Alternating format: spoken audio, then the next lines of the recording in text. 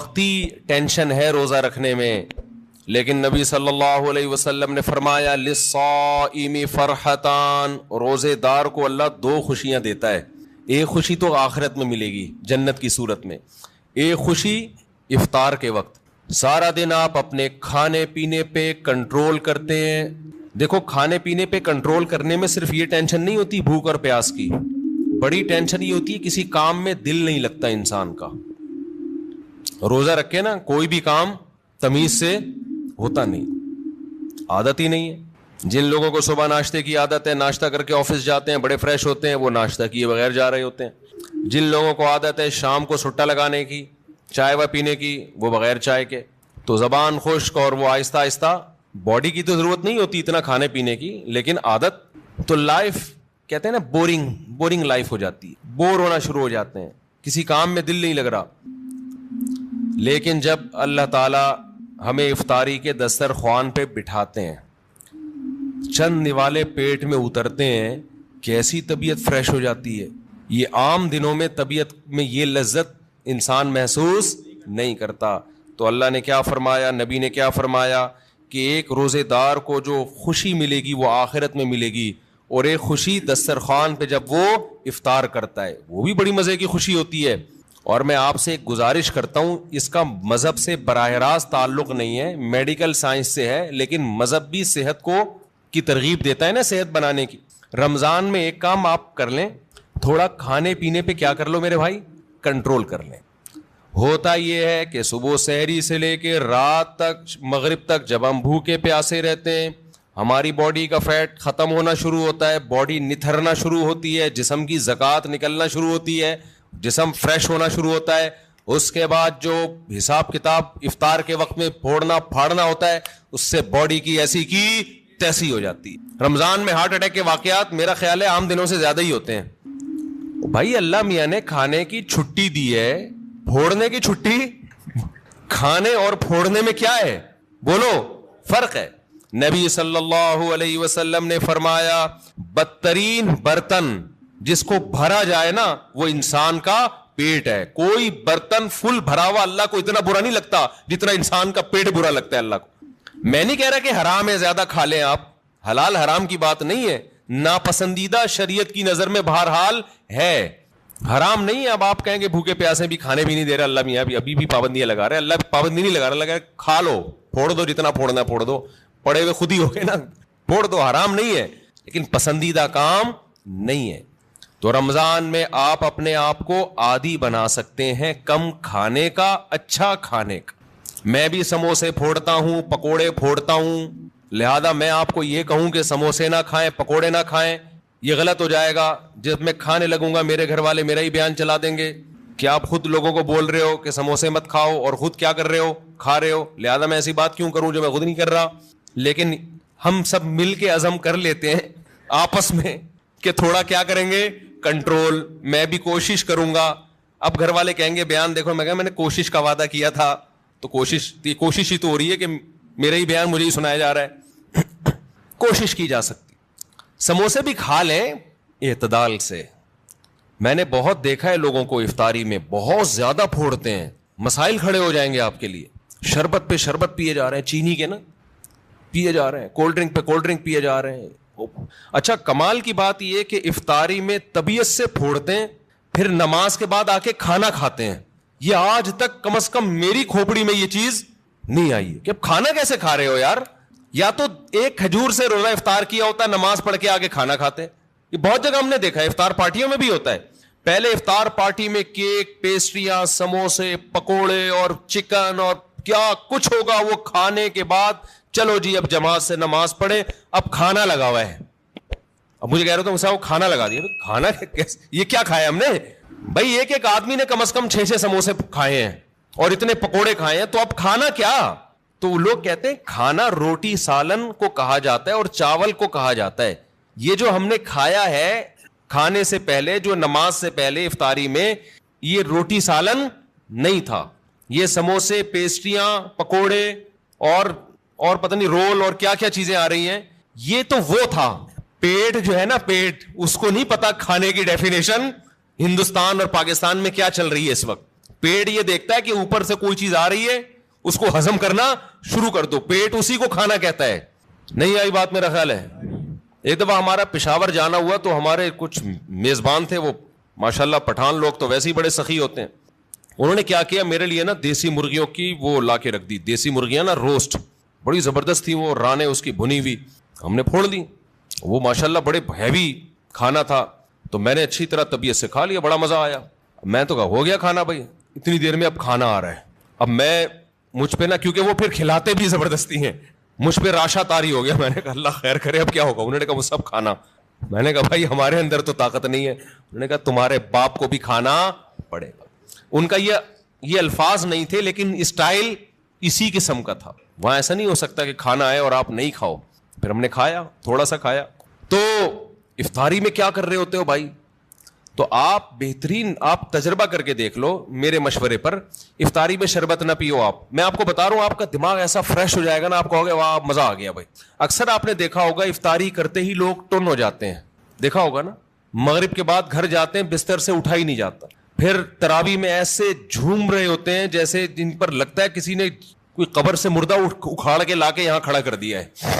یہ حالت ہوتی ہے. آپ کو جو نیند آتی ہے نا میٹھا کھانے سے آتی ہے, خوب سمجھ لیں, کارب لینے سے آتی ہے. آپ اپنی خوراک میں کاربوہائیڈریٹ کو کم کر دیں, آپ فریش بھی ہوں گے, نیند بھی نہیں آئے گی, جسم کو طاقت پوری ملے گی. آپ افطاری میں تجربہ کر کے دیکھ لیں, میٹھے میں صرف کھجور کھائیں آپ افطاری میں, اس سے نیند نہیں آئے گی. کھجور میں کوئی الگ ٹائپ کا میٹھا ہوتا ہے. آپ نے افطاری میں شربت نہیں پینا, آپ نے افطاری میں روٹی چاول نہیں کھانے, تھوڑے سے کھا لیں آپ, زیادہ نہیں کھائیں. کھجور کو فوکس کریں آپ, جو چنے کی چاٹ وغیرہ ہے نا اس کو فوکس کریں, وہ کھائیں, پیٹ بھی بھر جائے گا آپ کا. سفید چنا نہیں آتا اور کالا چنا, اس کی کوئی مزے کی چاٹ یا لوبیا کی چاٹ بنا کے وہ پھوڑ دیں آپ, پیٹ بھی بھرے گا آپ کا. لیمن پی لیں, لیمن لیمو کا تھوڑا سا, بے شک تھوڑی بہت چینی ڈال, وہ بغیر وہ اس کے پیا نہیں جاتا, شہد ڈال دیں اس میں تو زیادہ اچھا ہے, وہ پی لیں آپ اپنے خرچے پہ. یہ سارے کام اپنے خرچے پہ کرنے ہیں, ایسا نہ ہو مجھے فون کر رہے ہو ہم نے آپ اتنا کچھ انتظام کر لیا ہے پیسے بھجوا دیں. تو کھجورے پھوڑ دیں آپ افطاری میں, اور چاٹ واٹ سے پیٹ بھر لیں آپ, یہ چنے کی چاٹ وغیرہ سے نا, دہی بڑے وغیرہ سے, اس سے پیٹ بھر لیں آپ, تو آپ کو نیند نہیں آئے گی, آپ فریش ہو جاؤ گے, طاقت بھی پوری ملے گی آپ کو. اور یہ جو افطاری کر کے ٹن سے گھوم رہے ہوتے ہیں نا, اور تراویح میں بھی ادھر ادھر جھوم رہے ہوتے ہیں, یہ کیفیت آپ کی نہیں ہو. تو اس رمضان میں کوشش کر لیں روٹی چاول تھوڑا کم کر دیں, میٹھی چیزیں تھوڑا کم کر دیں. ہاں میٹھے میں کھجور کھا لیں آپ, اس سے انشاءاللہ کچھ نہیں ہوگا بلکہ فائدہ ہی ہوگا. تو یہ تھوڑا سا اس دفعہ ہمارے مشورے پہ آپ کنٹرول کر کے دیکھیں, مزہ نہ آئے پیسے واپس. تو آپ کو لگے گا آپ کی نگاہیں روشن ہو گئی ہیں, دماغ فریش ہو گیا ہے, آپ کا حافظہ اور اچھا ہو گیا. میں نے تجربہ کیا, میں ہوائی باتیں نہیں کر رہا. روزہ رکھو اور روٹی چاول ذرا کم کھاؤ افطاری میں اور سحری میں بھی, آپ ایسا نتھرنا شروع ہو جاؤ گے, ایسی آنکھوں میں بینائی آپ کی تیز ہو جائے گی, اور ایسی فریش ہو جاؤ گے کہ ہٹو بچوں ہو جائے گا بس. اور کیا کہوں میں, وہ ایک مولوی صاحب تقریر کر رہے تھے نا, نہیں وہ ان کی تقریر سنا رہا میں آپ, تو وقت بھی پورا ہو گیا ہے. تو یہ تھوڑا سا رمضان میں کیا کرنا ہے, تھوڑا سا میٹھے پہ تھوڑا سا کیا کر لو بھائی, کنٹرول کر لو. میٹھے پہ, روٹی چاول بھی میٹھی ہی چیزوں میں شمار ہوتا ہے اس کا, کیونکہ اس میں کارب بہت زیادہ ہے. تھوڑا سا کنٹرول کر لیں, دیکھو آپ کی صحت, کیونکہ رمضان کا تحفہ اللہ نے غیر مسلم کو نہیں دیا, کس کو دیا ہے, مسلمان کو. تو مسلمان اس کو صحت بنانے میں بہترین استعمال کر سکتا ہے, تو روحانی فائدے بھی ہوں گے اور جسمانی بھی. لیکن مسلمان صبح سے لے کے شام تک روزہ رکھ کے افطاری میں طبیعت سے پھوڑ پھاڑ کے جسمانی قوت کا بجائے اس کو بنانے کے اس کا بیڑا غرق کر دیتا, اور بیڑا ہی غرق ہو جاتا ہے. تو اللہ تعالی ہم سب کو ہدایت دے اور تمیز سے کھانے پینے کی توفیق عطا فرمائے. ایک تو اعلان سن لیں کہ میرے شیخ حضرت مفتی عبد الرحیم صاحب جن سے میں بیعت ہوں, ان کا ایک یوٹیوب چینل بن گیا ہے مفتی عبد الرحیم کے نام سے, تو آپ لوگ اس کو سبسکرائب کریں. بہت بڑے بزرگ ہیں, بہت تجربہ ہے ان کا, تقوی, علم, اہل اللہ کی صحبت. وہ تو جب آپ ان کے بیانات سنیں گے تو آپ کو اندازہ ہوگا. تو بعض دفعہ انسان کے پاس علم بہت ہوتا ہے, تجربہ نہیں ہوتا, وہ بھی بعض دفعہ لوگوں کو گمراہ کر دیتا ہے. بعض دفعہ تجربے ہی ہوتے ہیں, علم نہیں ہوتا. بعض دفعہ دونوں چیزیں ہوتی ہیں, تقوی نہیں ہوتا, اللہ کا خوف نہیں ہوتا. بعض دفعہ تینوں چیزیں ہوتی ہیں, حکمت نہیں ہوتی جو اہل اللہ کی صحبت سے انسان کو حاصل ہوتی ہے. تو ان میں الحمدللہ یہ چاروں صفات ہیں, تبھی ہم نے ان کو اپنا شیخ بنایا ہے. تو اس لیے ان کا سن لیا کریں, بہت فائدہ ہوگا انشاءاللہ. اور جب کوئی انسان میں کوئی بڑی صلاحیت ہوتی ہے نا, کام اللہ بہت لیتے ہیں, تو اس کے خلاف پروپیگنڈا بھی بہت ہوتا ہے. ہمارے ملک میں پازیٹیو وے میں کام کرنا دنیا کا مشکل ترین کام ہے. کوئی شخص ممبر پہ بیٹھ کے الٹی پھینکنا شروع کرے نا, تو لوگ اس کو پسند کرتے ہیں, زبردست خاندانی مخالفتیں کرتا رہے, وہ ایسا وہ ایسا وہ ایسا, فوج ایسی, عمران خان ایسا, مسلم لیگ ایسی. ہر ایک میں برائیاں بھی ہوتی ہیں, اچھائیاں بھی ہوتی ہیں, لیکن جو نیگیٹو باتیں کرے گا نا, سیاستدانوں کے کیڑے نکالنا شروع کرے گا, ان کو گالیاں دینا شروع کرے گا, حکمرانوں کو برا بھلا کہنا شروع کرے گا, اچھی چیز میں بھی برا بھلا کہہ رہا ہوگا. ہر چیز میں نیگیٹو بات جو کرتا ہے اس کا منجن ہمارے ہاں بہت جلدی بکتا ہے. لیکن جو کام کے لوگ ہوتے ہیں نا, جن کو تبدیلی لانی ہے, وہ یہ دیکھتے ہیں کہ منفی بات بیان کرنے کا, چاہے وہ صحیح بھی ہو, فائدہ ہے یا نہیں ہے. اس کی مثال ایسے دیکھو, ایک عورت کا میاں جو ہے وہ نالائق ہے, باہر اس کا چکر چل رہا ہے, کہیں بہت غلط کام کر رہا ہے نا یہ. اب آپ کو چاہیے کہ آپ اس کو جا کے بتاؤ, یار تم باہر کی عورتوں سے غلط کر رہے ہو, یہ تمہارا گھر خراب ہوگا, بری بات ہے, انسان کے بچے بن جاؤ. تو یہ اس کی علامت ہوگی آپ پازیٹیو وے میں کام کر رہے ہو. ایک طریقے یہ ممبر پہ آگے بیٹھو آپ اور بولو وہ فلاں جو ہے نا وہ بندہ غلط ہے, میں اس کی بیگم کو کہہ رہا ہوں کہ وہ بندہ غلط کر رہا ہے, اس کی بیگم تک میرا یہ پیغام جا کے پہنچا دو. یا اس کی بیوی کو جا کے بتا رہا ہے تمہارا میاں یہ کچھ کر رہا ہے. اس کا مطلب یہ آدمی سوسائٹی میں کوئی پازیٹیو تبدیلی نہیں چاہتا, بس اس کو حق بیانی کا شوق ہے. حق بیانی کا کیا ہے؟ شوق ہے بے موقع. اب جا کے اس کی بیگم کو بتانے کی کیا ضرورت تھی, یار لڑوا رہے ہو میاں بیوی میں, طلاقیں دلوا رہے ہو, اس سے کیا وہ چکر چھوڑ دے گا؟ آپ خود سمجھاؤ, اس کے باپ کو بتاؤ. اس طرح عورت کو شوہر کے خلاف, شوہر کو عورت کے خلاف, باپ کو بیٹے کے خلاف, بیٹے کو باپ کے خلاف. تو ہمارے ہاں بہت سے لوگ اس طرح سے ملک کی اصلاح کی کوشش کر رہے ہیں کہ عوام کو حکمرانوں کے خلاف, عوام کو اسٹیٹ کے خلاف, اور ایسی مخالفت ہونا جس سے فائدہ ہو کہ بھئی یہ غلط ہے یہ صحیح ہے. تو وہ مخالفت برائے مخالفت ہو رہی ہے, اس کے نتیجے میں ریاست کا بیڑا غرق ہونے والا ہے جو حالات چل رہے ہیں. تو پازیٹیو وے میں کام کرنے والے لوگ میں نے اپنی زندگی میں بہت تھوڑے دیکھے ہیں. چند ہیں بڑے بڑے علماء الحمدللہ جو بڑے پازیٹیو وے میں کام کر رہے ہیں, لیکن آپ یوٹیوب پہ دیکھو کہ ان کی مقبولیت نہیں ہے. لوگ سننا ہی نہیں چاہتے, لوگ نیگیٹو باتیں سننے کے عادی ہو گئے ہیں.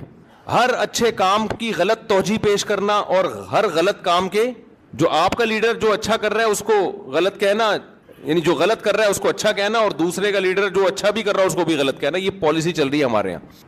تو حضرت مفتی عبدالرحیم صاحب جو میرے شیخ و مرشد ہیں, وہ ان لوگوں میں سے ہیں جو الحمدللہ پازیٹیو وے میں کام کر رہے ہیں, اور بہت بڑے بڑے کام وہ کر چکے ہیں جس کا پبلک کو پتہ ہی نہیں ہے, کیونکہ ان کو نام کا بھی شوق نہیں ہے.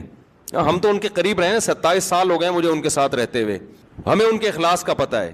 لیکن جب ایک بات یاد رکھو, جب آپ پازیٹیو وے میں کام کرو گے نا, بہت سے لوگ آپ کی ٹانگیں کھینچیں گے. کوئی آپ کو اسٹیبلشمنٹ کا کہے گا, کوئی بھوٹ پالیشیا کہے گا, کوئی حکمرانوں کا وفادار کہے گا, جبکہ نہ وہ اسٹیبلشمنٹ سے 1 روپیہ لیتے ہیں, نہ کبھی لیا انہوں نے, نہ حکمرانوں سے ان کا کوئی مفاد ہے, لیا ہی نہیں کبھی نا. تو پازیٹیو وے میں کام کر رہے ہیں. تو آپ ذرا ان کو سنیں تو آپ کو اندازہ ہوگا کہ الحمدللہ کہ تمیز کے لوگ بھی دنیا میں موجود ہیں, جن سے آپ کو بہت اچھی گائیڈنس ملے گی اور اپنی زندگی میں تبدیلی لانے کا موقع ملے گا. آپ کہیں گے مفتی صاحب پھر آپ بھی تمیز کے بن جاؤ نا, جب اتنی تمیز باتیں کر رہے ہو. ہم جیسے ہم کو ویسے ہی رہنے دو بھائی, ہم بدتمیز ہی اچھے ہیں. ہم کیا ہیں؟ بدتمیز ہی اچھے ہیں. اچھا بھائی مفتی صاحب ہولی منانا کیسا ہے؟ انتہائی درجے کی بدتمیزی ہے. ابھی تمیز پہ بات چل رہی ہے نا.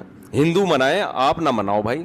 اگر ہندو ہولی مناتے ہیں تو کیا انہیں روکنا چاہیے؟ اور مسلمانوں کے لیے مذہبی رواداری کی نیت سے ہولی میں شرکت کرنا کیسا ہے؟ دیکھو ان کو تو مت روکو, ان کا مذہبی تہوار ہے, ان کو کیوں روک رہے ہو بھائی؟ وہ ہندو ہے, وہ مسلمان تھوڑی ہے. باقی آپ نہ مناؤ. باقی مذہبی رواداری کے لیے, مذہبی رواداری میں یہ ہے کہ ان کو کرنے دو, بس اتنی رواداری کافی ہے, افورڈیبل ہے. اب شراب کوئی شخص پی رہا ہے تو پی رہا ہے نا, وہ پی رہا ہے, آپ اس کو نہ روکو. یہ تو نہیں کہ اس کے ساتھ جا کے پینا شروع کر دو.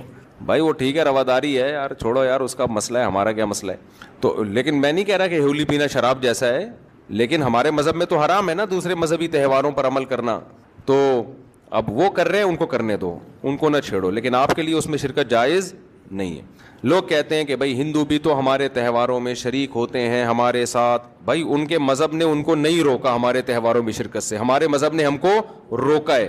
یہ اگر براڈ مائنڈڈ بننا شروع ہوئے نا تو اس کی کوئی بریکیں نہیں ہے. پھر آگے یورپ میں جاؤ گے, امریکہ میں جاؤ گے, وہ اس سے ہندوؤں سے 2 ہاتھ آگے ہیں, بہت ساری چیزیں ان کے یہاں لیگل ہیں. وہ کہتے ہیں یار یہ سب سیٹ ہے. تو آپ کب تک براڈ مائنڈڈ بنو گے تو اپنا مذہب جو اسلام نے دیا ہے آپ کو, اور اسلام نے کہا ہے وَمَن يَبْتَغِ غَيْرَ الْإِسْلَامِ دِينًا, اللہ کی نظر میں صرف اسلام ہی ہے. تو جب آپ کا یہ دعویٰ ہے تو ہم اس سے باہر نہیں نکل سکتے. باقی ہم تشدد کے قائل نہیں ہیں, رواداری کے قائل ہیں, ہندوؤں کو کھلائیں پلائیں, ہدیے دیں, تحفے دیں. مذہبی تہوار میں نہ کرسمس میں عیسائیوں کے ساتھ شریک ہونے کی اجازت ہے, اور نہ ہولی میں ہندوؤں کے ساتھ شریک ہونے کی اجازت. باقی ان کے آپ اچھی طرح سے ملیں ان کو. کل غسل کرتے بھی گمان ہوتا رہتا ہے کہیں سے کوئی جگہ خوش نہ رہ گئی ہو. میرا دل چاہتا ہے ان کو پکڑ کے نا ایسے وہمیوں کو چترول لگاؤں, یہ مجھے پاگل بنا دیں گے. یہ جو وہمی لوگ ہیں نا, ان کے فونوں کو میں نے وہمی نمبر 35 تک محفوظ کیا ہوا ہے. اور ان کے ساتھ زیادہ آپ کو پتہ ہے, نفسیاتی ڈاکٹر عموماً مریضوں کی کاؤنسلنگ کرتے کرتے تھوڑے دنوں میں خود نفسیاتی ہو جاتے ہیں. یہ مجھے کسی ڈاکٹر نے ہی بتایا, وہ پھر اپنا علاج کسی بڑے ڈاکٹر سے کر رہا ہوگا. آپ جس قسم کے طبقے میں زیادہ بیٹھتے ہو نا, تھوڑی دیر میں آپ کیا ہو جاتے ہو, وہی ہو جاتے ہو. اب وہمی آئیں گے, مجھے یہ جگہ خوش رہ گئی, یہ جگہ خوش رہ گئی, غسل نہیں ہو رہا. جب زیادہ سنتا ہے تو مجھے بھی بعض دفعہ ہوتا ہے پتہ نہیں میرا غسل ہوا کہ نہیں ہوا. حقیقت بتا رہا ہوں. تو ان لوگوں سے جان چھڑاؤ یار. ان کا علاج ان کا یہی ہے کہ ان کو کوئی وضو کرائے اور بول انسان کا بچہ بن کے جلدی سے وضو کرو, پتلی گلی سے نکل یہاں سے. یہی علاج ہوگا, اس کے علاوہ کوئی علاج نہیں ہے ان لوگوں کا. رمضان کا روزہ کیسے رکھیں, یہ کیا لکھا ہے, پتہ نہیں کیا لکھا ہے بھائی. یہ تو اللہ میاں کو اللہ میاں کیوں بولتے ہیں بھائی؟ اللہ میاں عرف میں اللہ میاں بولتے ہیں, عزت کا لفظ سمجھا جاتا ہے. مرحوم والدہ اگر خواب میں آ کر کہے میری قبر پر آؤ, اور پھر یہ کہنا کہ اچھا قضا روزہ کیسے رکھیں, بس ایسے ہی رکھیں, سحری سے پہلے نیت کر لیں. پھر یہ کہنا کہ زبان سے کہ مجھ سے قبر سے بلاوا آیا, کیا اس میں شرک اندیشہ ہے؟ نہیں, ایسا کوئی شرک اندیشہ نہیں ہے. مفتی صاحب کیا انبیاء اپنی قبروں میں زندہ ہوتے ہیں؟ کیا عقیدہ رکھنا درست ہے کہ نبی کے علاوہ جتنے انبیاء ہیں وہ نبی کے ساتھ جتنے ہاں بھائی انبیاء قبروں میں زندہ ہوتے ہیں برزخی حیات کے ساتھ. عام مردوں سے زیادہ ان کو ایک خاص نوعیت کی زندگی دی جاتی ہے. ہوتی وہ برزخی ہی ہے, دنیاوی نہیں ہوتی, وہ ہوتی برزخی حیات ہی ہے, لیکن بہت پاورفل ہوتی ہے, عام میتوں سے زیادہ پاورفل ہوتی ہے وہ. مفتی صاحب جنت کی زندگی کیسی ہوگی, اس پر تفصیلی بیان کریں انشاءاللہ. مفتی صاحب ایتھیس, اللہ کہتے ہیں کہ قرآن میں دلائل دیں اور عقل سے دلائل دیں. یہ تو کئی دفعہ بیان کر چکا ہوں میں, پھر دوبارہ کر دیں گے. میرے رشتہ دار نے میری کچھ مدد کی اور میرے سارے بہن بھائی کو بتا دیا. میں نے کہا آپ نے کیوں بتایا؟ انہوں نے کہا اسلام میں کچھ عمل دکھلانا بھی چاہیے تاکہ لوگوں میں ترغیب ہو. اب میرے بہن بھائی مجھے تانا دے رہے ہیں, ابے بھائی آپ نے قرآن میں یہ ہے کہ دکھا کے بھی خرچ کرو اور چھپا کے بھی خرچ کرو. چھپا کے اس لیے تاکہ اخلاص ہو, دکھا کے اس لیے تاکہ لوگوں کو ترغیب. لیکن جس کو دے رہے ہو وہ عزت دار آدمی ہے تو پھر اس کے بارے میں مت بتاؤ. آپ اپنے ریلیٹو کو دے دیا, ساری دنیا میں بتا دیا میں نے اس کو دیا ہے, تو یہ اس میں تو بے عزتی ہے نا اگلے کی, تو یہ غلط چیز ہے, اس سے توبہ استغفار کرنا چاہیے. جناب والا کیا ہر نیک کام کرنے سے پہلے نیت کرنی پڑے گی؟ کر لینی چاہیے تو ثواب زیادہ ملے گا. جیسے کہ حقوق العباد, ہمیں تو بچپن سے حقوق العباد وغیرہ سکھایا جاتا ہے, تو کیا ہر اس سے پاگل ہو جاتے آدمی. اب ابا کو کچھ دے رہے, میں نیت کرتا ہوں ثواب حاصل کرنے کی, یہ لو ابا. بیگم کو کچھ لا کے کھلا رہا ہے, میں نیت کرتا ہوں ثواب حاصل کرنے کی. بس دل میں نیت کرو, اے اللہ میں جس مخلوق کو بھی کھلا رہا ہوں کس کے لیے؟ تیرے لیے, تو بس یہ کافی ہے. ہر دفعہ نیت کر لو تو اور اچھی بات ہے, لیکن وہمی نہ بن جاؤ پھر. مفتی صاحب آپ مسائل کے سیشن سے پہلے 4 رکعت پڑھ لینے کا کہتے ہیں, اس کے بعد 2 رکعتیں بھی تو سنت موقدہ ہوتی ہیں. 4 رکعتیں سنت موقدہ, اس کے بعد 2 رکعتوں کے بارے میں اختلاف ہے کہ وہ سنت موقدہ ہیں یا نہیں ہے. تو ہماری تحقیق یہی ہے کہ وہ سنت موقدہ نہیں ہے. بعض علماء کہتے ہیں موقدہ ہیں. اتنی لمبی نماز ہو جاتی ہے جمعے کی یار, لوگوں کو آسانی بھی تو دینی چاہیے نا اس زمانے میں. دونوں قول ہیں تو آسان قول کو لے لینا چاہیے, سمجھتے ہو؟ پڑھ لے تو اچھی بات ہے, نہ پڑھیں تو بھی ٹھیک ہے. میرے لیے دعائے خیر فرما دیجیے, دل سے دعا اللہ تعالیٰ آپ کو دنیا اور آخرت کی بھلائی دے. اہلیہ نے سلام بھیجا, دل سے دعا ہے جی, علیکم علیہ السلام, دل سے دعا ہے آپ دونوں کے لیے. یورپ کے قانون کے مطابق طلاق یا خلا کی صورت میں آدھی جائیداد دینی پڑتی ہے. شریعت کے مطابق اگر مال عورت کا ہو تو مرد کو کیا حکم ہے؟ جبکہ اس نے خلا کی شرط یہ لگائی ہے کہ جائیداد ملے گی تو طلاق دوں گا. یہ شرط صحیح نہیں ہے. مرد نے جب طلاق دے دی تو صرف مہر دینا پڑتا ہے اور عدت کا نان نفقہ دینا پڑتا ہے, اور عورت نے اگر طلاق لی ہے تو اس کو مہر واپس کرنا پڑتا ہے, جائیدادیں دینی نہیں پڑتی. سمجھتے ہو؟ تو طلاق کی صورت میں تو یورپ میں قانون ہے کہ آدھی جائیداد عورت کی مرد کو دے دی جائے یا مرد کی عورت کو, یہ غیر شرعی قانون ہے. تو مرد کے لیے وہ لینا حلال نہیں ہے. اگر قانون نے فیصلہ کر دیا کہ عورت کی آدھی جائیداد مرد کو دی جائے گی تو مرد پر لازم ہے کہ وہ واپس کر دے. قانون نے فیصلہ کر دیا کہ آدھی جائیداد عورت کو دے دو تو عورت پر لازم ہے کہ وہ واپس کر دے. سمجھتے ہو کہ نہیں سمجھتے؟ ان کا قانون ہے, وہ اپنے حساب سے چلیں گے, ہم کس کے حساب سے چلیں گے؟ اپنے, کیونکہ اللہ کا قانون پہلے موجود ہے ہمارے سامنے. اچھا بھائی, مفتی صاحب آپ نے سورہ بقرہ کی تفسیر بیان کرتے ہوئے کہا تھا کہ بغیر علم ارادے کے کفری جملہ کہنے پر گناہ نہیں, پھر نکاح کی تجدید بھی. بعض دفعہ لوگوں کو پتہ نہیں ہوتا ہے, ایسی غلطی سے منہ سے کچھ نکل جاتا ہے, فوراً لوگ فتویٰ لگا دیتے ہیں. شلوار پینٹ کو ٹخنوں سے نیچے کرنے نماز پڑھنے سے نماز پر کیا اثر ہوتا ہے؟ نماز قبول نہیں ہوتی, حدیث میں ممانعت ہے. ان اللہ لا يقبل صلاۃ رجل مسبل ازارہ, کوئی بھی چیز جو نیچے آ رہی ہو نا تو آپ اس کو ٹخنوں سے نیچے نہیں لے جا سکتے, اس کو اوپر رکھنا ضروری ہوگا. اور کسی نے بھائی کوئی سوال پوچھنا ہو یہاں سے؟ سید کو زکوٰۃ نہیں دی جا سکتی. ہاں, بیوی سید نہیں ہے تو بیوی کو دے سکتے ہیں اگر سونا نہیں ہے اس کے پاس. شوہر سید ہے تو اس سے بیوی سید نہیں بن جاتی. بیوی اگر غریب ہے تو اس کو زکوٰۃ دی جا سکتی ہے, سید کو نہیں دے سکتے. اور کسی نے کوئی سوال پوچھنا ہو, بعد میں سحری میں اٹھ لیں اور نیت کر لیں کہ رمضان کا قضا روزہ رکھ رہا ہوں. آپ کیا پوچھ رہے ہیں بھائی؟ جی ہاں, اسلامی بینک میں ٹھیک ہے. اب مجھے پتہ نہیں کون یہ کام کر رہا ہے, بعض لوگ صحیح کر رہے ہوتے ہیں جی. اب مجھے ہر بینک کا پتہ نہیں ہے کہ وہ شریعت کو فالو کر بھی رہے ہیں کہ نہیں کر رہے. ہاں, حفاظت نہ کر سکے اس کے لیے جائز نہیں. بعض لوگ یہاں خراب تھے وہاں جا کے صحیح ہو گئے, لیکن بعض یہاں صحیح تھے وہاں جا کے خراب. تو یہ جنرلی کوئی ایک, یعنی ایسا نہیں ہے کہ ہر ایک پہ وہ اپلائی ہو سکے. ایک قاعدہ بیان کیا جاتا ہے کہ جو اپنے دین کی حفاظت کر سکتا ہے اس کے لیے جانا جائز ہے. لیکن روز بروز نا وہاں کے حالات خراب سے خراب تر ہوتے چلے جا رہے ہیں, کیونکہ اسکولوں میں ہومو سیکشولیٹی باقاعدہ پڑھائی جا رہی ہے, ترغیبیں دی جا رہی ہیں. ایسے قوانین بن رہے ہیں کہ بچے کو کہا جا رہا ہے کہ تم ہی ہو یا شی, یہ تم نے ابھی فیصلہ نہیں کرنا, یہ تم بڑے ہو کر فیصلہ کرو گے. تو آپ بتاؤ رہ گیا پھر یار. تو آپ کے بچہ وہ خود کنفیوز ہوگا, میں پتہ نہیں کیا ہوں. ہمارے تو پیدا ہوتے ہی ختنے ہو جاتی ہے اس کی, 2 بکرے کٹے جاتے ہیں, ہم نے اسٹیمپ لگا دی کہ ہی ہے. لڑکی پیدا ہوئی, 1 بکرا کٹا, اسٹیمپ لگ گئی کہ یہ کیا ہے, شی ہے, قیامت تک کے لیے یہ شی رہے گی. ان کے ہاں بھی یہ ہے کہ یہ آپ کا رائٹ ہے کہ آپ خود فیصلہ کریں کہ آپ ہی ہیں یا شی. اگر آپ نے کہا کہ پیدا ہی ہوئے تھے, آپ نے کہا میں شی ہوں تو شی ہیں, بعد میں آپ کو خیال نہیں ہے شی والا صحیح نہیں ہے, وہ ہی والا ہی ٹھیک ہے, تو چلو ہی بن جاؤ. پھر خیال ہوا کہ یار وہ شی ٹھیک تھا تو شی بن جاؤ. تو کنفیوژن یہ ہے. میاں بیوی میں جو میاں تھا وہ بیوی بن جائے گا, بیوی میاں بن جائے گی. انہوں نے کہا نہیں, اب ہم میاں بیوی کھیلتے ہیں. تم میاں میں بیوی, جیسے بچے نہیں بچیاں کھیل رہی ہوتی ہیں, تو اب تم میاں تھے میں بیوی تھی, تو اب ہم نے اس طرح سے لائف کو انجوائے کیا. اب ایسا کرو میں میاں تم کیا ہو, تم بیوی. وہ کہتے چلو ٹھیک ہے, ایک ٹیکے کی دیر ہے. ایک میں نے بھی بیان کیا نا, تو اس پہ ایک لبرل انٹی بہت غصے میں, انہوں نے کہا یار کوئی مرد اور عورت کا فرق نہیں ہے, ایک ٹیکا لگاؤ آدمی عورت بن جاتا ہے, عورت آدمی. میرے بیان پہ اعتراض کیا ہوا تھا انہوں نے. تو مجھے خیال ان سے بولو ٹیکا لگائے بغیر کیوں نہیں بنتا, وہ ٹیکا کیوں لگانا ضروری ہے. تو اب تو ایک ٹیکے کے فاصلے پر ہیں, جو بننا ہے آپ ایک ٹیکا لگائیں بن جائیں. آپریشن ہوتا ہے چھوٹا موٹا سا. تو اب یہ آپ اگر آپ چاہتے ہو کہ یہ آپ کی اولاد میں یہ چیزیں جائیں تو ٹھیک ہے بھائی, نہیں تو اسی غربت اور مہنگائی میں کیا کرو میرے بھائی, گزارا کرو. مہنگائی ہے, غربت ہے, لیکن جو ہی ہے وہ ہی ہے, جو شی ہے وہ کیا ہے, شی ہے. یہ بہت بڑی اللہ کی نعمت ہے الحمدللہ.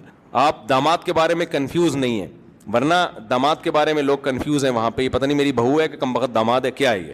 آپ کی بیٹی رخصت ہو کے جا رہی ہے کسی گھر میں, آپ کو یہی نہیں پتا کہ یہ گھر داماد بننے جا رہی ہے یا بہو بننے جا رہی ہے. یہ تو اتنی کنفیوژن پیدا ہو, اس کو کہتے ہیں براڈ مائنڈ. ہم کیا ہیں, آزاد خیال لوگ ہیں. تو ان کے ہاں یہ ہوگا بھائی, ہم لوگ کے ہاں ایسا نہیں ہوتا. ہم لوگ کے ہاں بیٹیاں رخصت ہو کے جاتی ہیں اور وہ بہو بنتی ہیں اور داماد ملتے ہیں جو پورے ہی ہوتے ہیں. کوئی کنفیوژن الحمدللہ اس میں ہمیں نہیں ہوتی. خواجہ سرا ہوتے ہیں, وہ پاکستان میں ٹوٹل 4000 خواجہ سرا ہیں جو سچی مچی کے ہیں, جو قدرت کی طرف سے ہیں. کروڑوں کی آبادی میں صرف کتنے ہیں, 4000. باقی سارے بنے ہوئے ہیں. جب ان کو پکڑا جائے نا تو پتہ چلے گا پورے آدمی ہیں. یہ پیسہ کمانے کے لیے بنے ہوئے ہوتے ہیں, ورنہ جو قدرتی طور پہ جو خواجہ سرا پیدا ہوتے ہیں نا, ان کا ریشو 0.1% بھی میرا خیال ہے بہت کم ہے ان کا ریشو. اور وہ بھی اسلام میں خواجہ سرا کچھ نہیں ہوتا. اگر مردانہ علامتیں زیادہ ہیں تو وہ آدمی ہیں, عورت والی علامتیں زیادہ ہیں تو کیا ہے, وہ عورت ہے. اس کے پورے عورت والے حقوق ہیں, وراثت. اور یہ تو ماں باپ ظلم کرتے ہیں, کوئی خواجہ سرا پیدا ہوتا ہے تو اس کو حوالے کر دیتے ہیں. اسلام میں حکم یہ ہے کہ اس میں اگر عورت والی علامتیں زیادہ ہیں تو بیٹیوں کی طرح پالو اس کو, مردوں والی علامتیں زیادہ ہیں تو بیٹوں کی طرح پالو اس کو. اور اب تو میڈیکل سائنس نے اور آسان کر دیا, عورتیں والی علامتیں ہیں تو آپریشن کر کے پورا عورت بنا دو اس کو, مردوں والی علامتیں ہیں تو آپریٹ کر کے پورا آدمی بنا دو, اب تو وہ مسئلہ بھی ختم ہو گیا.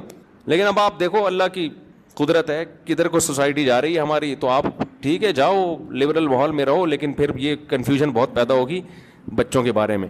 عقیقے میں بڑے مسئلے کھڑے ہو جائیں گے, کیا کریں 2 کاٹیں کم بخت ایک کاٹیں. ایسا نہ ہو 2 کاٹے بڑے ہو کر اس نے کہا میں تو شیعہ ہوں, آپ کہیں ایک کے پیسے ضائع کرا دیے, پیسے نکال, ہم نے تیرے کی 2 بکرے کاٹے تھے. تو بڑے مسائل پیدا ہو رہے ہیں. تو جن لوگوں کو یہ خطرہ ہے کہ وہاں یہ مسائل سے وہ نہیں نکل سکتے, تو ان کے لیے ٹھیک نہیں ہے. جو یہ سمجھتے ہیں کہ نکل جائیں گے ہم ان مسائل سے, تو رہ لیں وہاں جا کے. میں نے ایک لڑکی کو میں نے ایک لڑکی کو اللہ کی رضا کے لیے چھوڑ دیا کیونکہ یہ حرام ہے. اب وہ لڑکی بد دعائیں دے رہی ہے, کیا وہ بد دعائیں بھی لگیں گی؟ نہیں لگیں گی بد دعائیں. اور دیکھو اس سے بڑی نیکی کوئی نہیں ہے کہ انسان اپنے محبوب کو خدا کی خاطر چھوڑ دے, اصل محبوب کی خاطر چھوڑ دے. یہ بہت بڑی قربانی ہے. تو اس پہ اللہ آپ کو انشاءاللہ دنیا میں بھی بہت نوازے گا, آخرت میں بھی بہت نوازے گا. تو یہ جو ہے نا اللہ کی خاطر آپ نے کیا. باقی بد دعاؤں کی پرواہ مت کرو. یہ بد دعائیں, اگر وہ کہتے ہیں نا کوے کی بد دعاؤں سے بیل مرتے, تو کوئی بھی بیل زندہ نہ رہتا. اور آپ اس کو بلاک کر دو, گھننے بن کے بد دعائیں نہ لو اس سے. بعض دفعہ میسج دیکھ رہتے ہیں, دیکھو کوئی نئی بد دعا تو نہیں آئی ہوئی. تو مقصد ہوتا ہے کہ اس انجوائے کرنا نا, تھوڑا دیکھیں محبوب نے کیا بھیجا ہے, اور خوش ہو رہا ہوتا ہے کتنا ٹینشن میں ہے بھائی, زبردست. تو اس کا طریقہ یہ ہے کہ نسیم منسیہ, بلاک کر دیا نمبر, ختم. عزت دار آدمی بیوی رکھتا ہے بس, اس کے علاوہ اس کے پاس کوئی آپشن نہیں. اس کی فائدہ پھر وہ اپنی نسلوں میں اٹھاتا ہے. عزت دار اولاد ملتی ہے, غیرت مند اولاد ملتی ہے جو اس کو محبت دیتی ہے. اور جو ٹھرکی قسم کے لوگ ہوتے ہیں, سب سے بڑا نقصان اولاد کو پتہ ہوتا ہے میرا باپ 2 نمبر ہے, وہ باپ کو باپ والی عزت نہیں دیتی. سمجھتے ہو کہ نہیں سمجھتے؟ تو ہمارے گھروں میں جو عزت اور محبت ہیں, یہ اسی وجہ سے ہے کہ ہمارے گھروں میں الحمدللہ مردوں میں میجورٹی پاک دامن ہے. اب خرابیاں آ رہی ہیں تو گھروں کا ماحول خراب ہوگا.